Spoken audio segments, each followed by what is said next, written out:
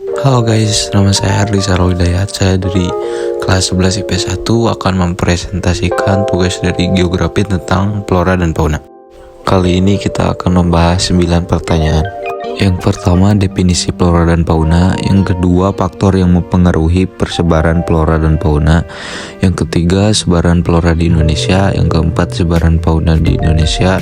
Yang kelima, sebaran flora di dunia. Yang keenam, sebaran fauna di dunia. Yang ketujuh, keanekaragaman hayati. Yang kedelapan, pengaruh keanekaragaman hayati bagi kelangsungan hidup manusia. Dan yang kesembilan, apa yang dimaksud dengan hutan lindung, cagar alam, suaka marga satwa, dan taman nasional. Oke, kita langsung saja ke topik yang pertama. Pertanyaan yang pertama adalah definisi flora dan fauna. Flora secara umum adalah segala jenis tumbuhan serta tanaman yang ada di muka bumi. Dan fauna adalah segala jenis hewan yang hidup di muka bumi. Oke, kita langsung saja ke topik yang kedua. Nah, di topik yang kedua ini kita akan membahas tentang faktor yang mempengaruhi persebaran flora dan fauna. Nah, di sini ada 4 faktor yang mempengaruhi persebaran flora dan fauna.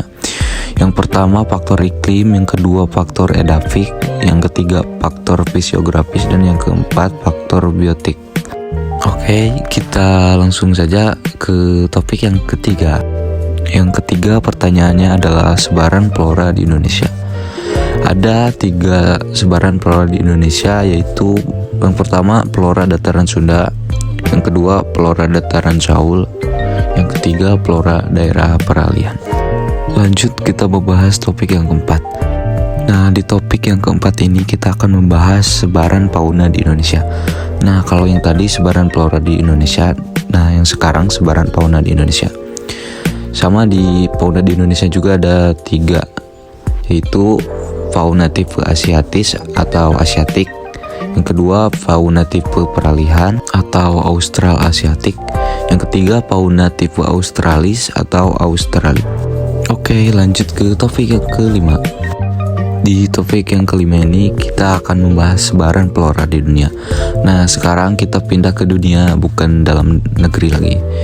Oke, di sebaran flora di dunia ada 7 contoh, yaitu hutan hujan tropis, hutan musim tropis, hutan gugur, taiga, tundra, gurun, dan padang rumput. Oke, kita lanjut lagi ke topik yang keenam. Di topik yang keenam ini kita akan membahas sebaran fauna di dunia, yaitu Ethiopia, Palearctic, Oriental, Australian, Neotropical, Nearctic, Oceanic, dan Antarctic. Oke, dan kita lanjut lagi ke topik yang ketujuh.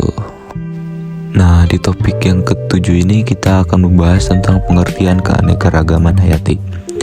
Di sini ada 2 pernyataan, yaitu menurut Encyclopedia Britannica 2015, keanekaragaman adalah variasi kehidupan yang ditemukan di suatu tempat di bumi. Dan yang kedua, sedangkan menurut Sudarsono 2005, keanekaragaman hayati adalah segala bentuk variasi mengenai ketersediaan jenis genetik dan keanekaragaman ekosistem. Oke, kita lanjut lagi ke topik yang ke-8. Di topik ke-8 ini kita akan membahas tentang keanekaragaman hayati bagi manusia.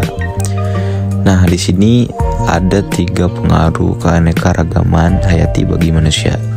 Yang pertama yaitu sebagai sumber pangan atau konsumsi. Dan yang kedua adalah sebagai sumber pendidikan dan tempat rekreasi. Dan yang ketiga sebagai sumber pendapatan devisa.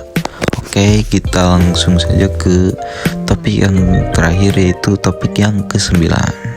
Nah, di sini kita akan membahas 4 pembahasan, yaitu apa pengertian hutan lindung, cagar alam, suaka marga satwa, dan taman nasional. Oke, kita langsung saja ke pembahasan yang pertama adalah hutan lindung. Hutan lindung adalah kawasan hutan yang telah ditetapkan oleh pemerintah atau kelompok masyarakat tertentu untuk dilindungi agar fungsi ekologisnya, terutama menyangkut tata air dan kesuburan tanah, tetap dapat berjalan dan dinikmati manfaatnya oleh masyarakat di sekitarnya. Dan yang kedua adalah cagar alam.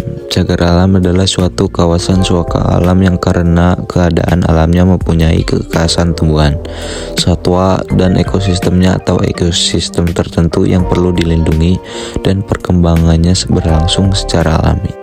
Yang ketiga adalah suaka marga satwa.